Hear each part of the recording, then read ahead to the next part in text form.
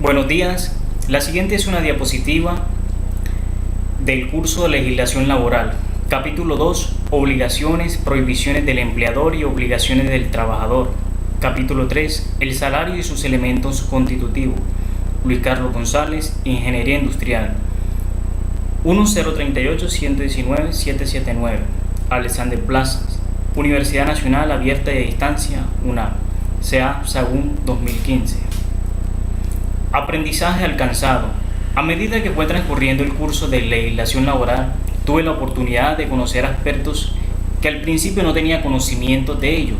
Es por esta razón que a continuación realizaré un recorrido a partir de los capítulos 2 y 3 de la unidad número 1. Obligaciones del empleador. Dar al trabajador los instrumentos adecuados y las materias primas necesarias para realizar de sus actividades. Prestar a los trabajadores locales apropiados y elementos adecuados de protección contra accidentes y enfermedades profesionales. Prestar inmediatamente los primeros auxilios en casos de accidentes o enfermedad. Pagar la remuneración pactada en las condiciones, periodos y lugares convenidos. Conceder al trabajador las licencias necesarias para el ejercicio de sufragio. Pagar al trabajador los gastos razonables de venida y regreso si para prestar su servicio ha sido y ha cambiado de residencia. Prohibiciones del empleador. Respecto a los salarios pueden hacerse deducciones, retenciones o compensaciones de acuerdo a los artículos del Código Sustantivo del Trabajo. Obligar al trabajador a que compre mercancías o víveres en los almacenes que el empleador quiera. Aceptar dinero del trabajador para que se le admita en el trabajo por motivo que se refiera a las condiciones de este. Hacer, autorizar o tolerar propaganda política en los sitios de trabajo. Hacer o permitir todo género de rifas, colectas o suscripciones en los mismos sitios. Adoptar el sistema de listas negras para que no se ocupe en otras empresas a los trabajadores que se pasan o sean separados del servicio. Tipos de obligaciones del empleador. La afiliación integral del trabajador y su seguridad social requieren de 6 factores como son la pensión, la salud, la ARL, riesgos laborales, afiliaciones de la caja de compensación, firma del contrato de trabajo y entrega de copia al trabajador. Y para eso también tienen que abrir una carpeta con hoja de vida del trabajador. Cada vez que ocurra algo con el trabajador, primero informar sobre accidentes de trabajo, ordenar política y práctica de un examen médico para admisión según el caso, llevar los registros de trabajo de hora extra, suministrar dotación y vestido de labor siempre y cuando lo requiera, y conceder la licencia de maternidad en los términos legales. Obligaciones del trabajador. Acatar y cumplir las órdenes e instrucciones que de modo particular le impartan el empleador o su representante. 2. No comunicar con terceros, salvo la autorización expresa, las informaciones que tenga sobre su trabajo, especialmente que sean de naturaleza reservada.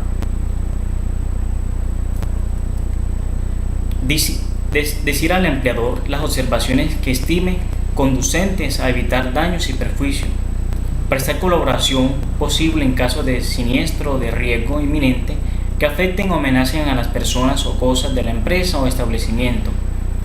Observar con una suma diligencia y cuidado las instrucciones y órdenes preventivas de accidentes o de enfermedades profesionales. Prohibiciones del trabajador. Sustraer de la fábrica, taller o establecimiento los útiles de trabajo y las materias primas o productos elaborados, sin permiso del empleador.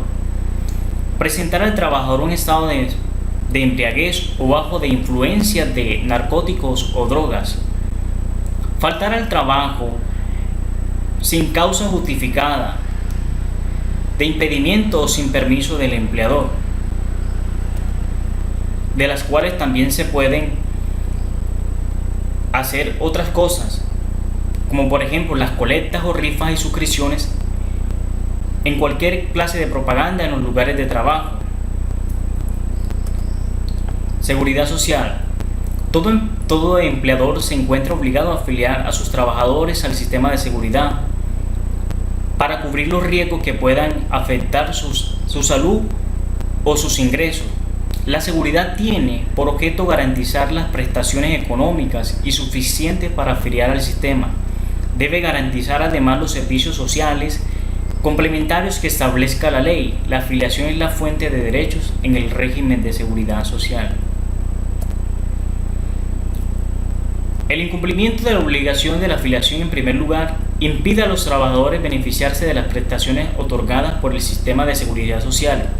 Otras recomendaciones también y otros de los incumplimientos que tiene el empleador es que está sujeto a sanciones si éste no asegura a sus empleados.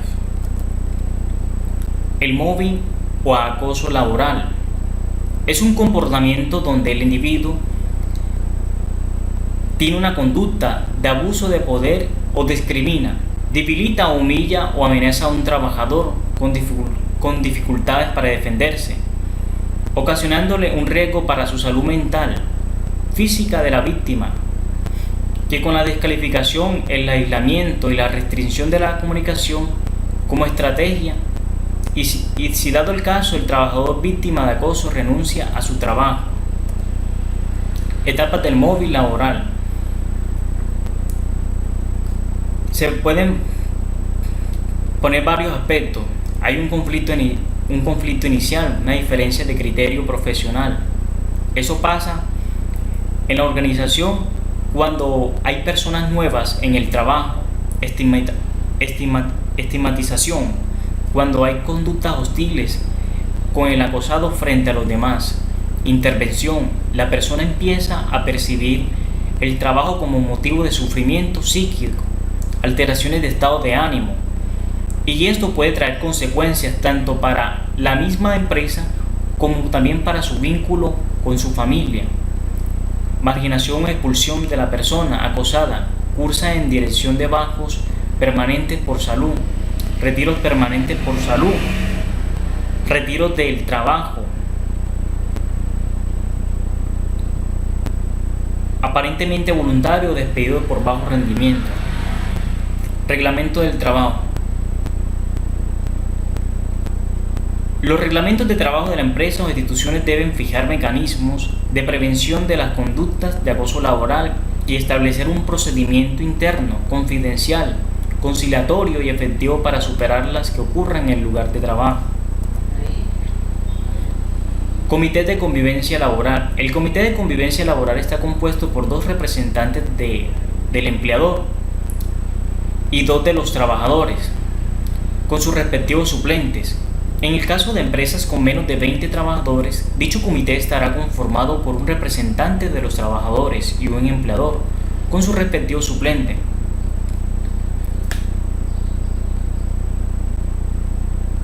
Un tiempo estipulado para el comité de convivencia laboral es un periodo máximo de 2 años y las reuniones serán de forma ordinaria cada 3 meses. Las funciones de este comité son diferentes a las de el COPASO. Aportes para fiscales. Pago para fiscales. La ley ha establecido como norma general que los empleadores deben realizar aportes por cada uno de sus trabajadores con destino al ICBF, al SENA y a las cajas de compensación familiar, al igual que a la salud, pensiones y riesgos profesionales. Una excepción es la Ley 1607 del 2012, que ha establecido la excepción a esa norma, la igual o exoneración al empleador de realizar aportes al ICBF y SENA, igual que a la salud. Así lo podemos ver en el cuadro que estamos viendo. El salario y sus elementos constitutivos. La remuneración puede darse en efectivo o en especie. En especie no puede ser superior al 50% del total del salario mínimo y hasta un 30% del salario mínimo más subsidio de transporte por 30%. Prohibición de discriminación salarial. Todos los trabajadores y trabajadoras son igual ante la ley, tienen la misma protección y garantía. En consecuencia, queda abolido cualquier tipo de distinción del carácter intelectual o material de labor, su forma o retribución, el género o sexo, salvo a las excepciones establecidas por la ley. Tipo de discriminación.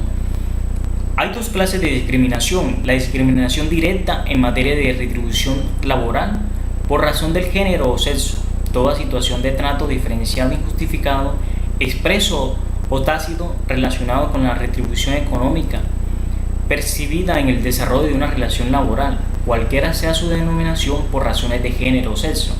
Discriminación indirecta en materia de retribución laboral por razón del género o sexo, toda situación de trato diferenciado injustificado, expreso o tácito en materia de remuneración laboral que se derive de norma, política, criterio o práctica laboral por razones de género o sexo.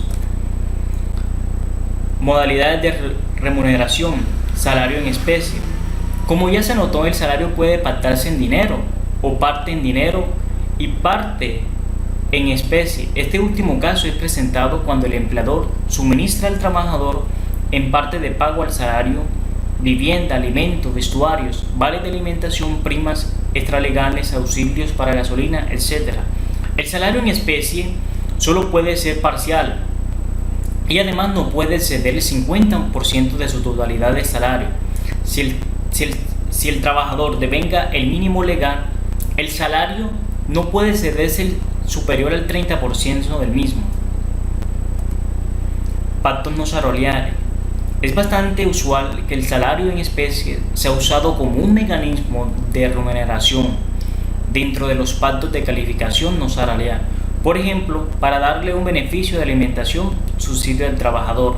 Como podemos ver aquí en la pantalla, hay un ejemplo citado al señor Jairo Bedoya, que él paga su compensación de 2 millones de pesos mensuales, de los cuales el 30%, es decir, 600.000, serán entregados a través de los vales de alimentación, previo acuerdo que, para quitarle una suma de la naturaleza salarial, lo anterior quiere decir que su base salarial para todos los efectos legales pertinentes ser de 1.400.000 pesos.